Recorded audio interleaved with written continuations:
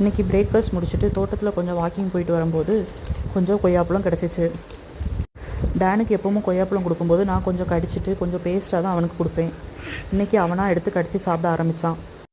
எனக்கு கொடுக்கறதுக்கு கொஞ்சம் பயமாக தான் இருந்தது, தொண்டையில் சிக்கிருமோன்னு சொல்லிட்டு. ஆனால் அவன் நல்லா கடித்து சாப்பிட்டதுனால சரின்னு கொடுத்துட்டேன். டேன் இப்போது கொஞ்ச நாளாக படி ஏறுறதுலே ரொம்ப ஆர்வமாக இருக்கான். அதனால் டீப்பாய் போட்டு படியை மறைச்சி வச்சுருந்தோம். அதில் ஒரு கேட்டு போடணுன்னு சொல்லி ஆன்லைனில் தேடிட்டு இருந்தோம். அப்போ தான் என் தம்பி அவனாக நான் டிஐஒய் மாதிரி பண்ணுறேன்னு சொல்லிட்டு பண்ணிகிட்டு இருந்தான். பைப்பு, கவுன் உள்ளே போடுற கேன் மெட்டீரியல் அதெல்லாத்தையும் வச்சுட்டு அவனே ஒரு கேட்டு மாதிரி செஞ்சு வச்சுட்டான். இப்போ டேனால் படியேறி போக முடியல. டேனுக்கு புதுசாக ஏதாவது சமைச்சு ரொம்ப நாள் ஆகிட்டுன்னு இன்றைக்கி மில்க் ஷேக் செஞ்சு கொடுக்கலான்னு மில்க் ஷேக் செஞ்சு கொடுத்தேன். பசும்பால் ஆட் பண்ண மாட்டேன், அதனால் தேங்காய் பால், ஆப்பிள், வாழைப்பழம் இந்த 3 அரைச்சி கொடுத்தேன்.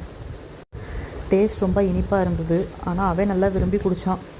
இன்னொரு டைம் ட்ரை பண்ணிவிட்டு ரெசிபி ஷேர் பண்ணுறேன். பாய்.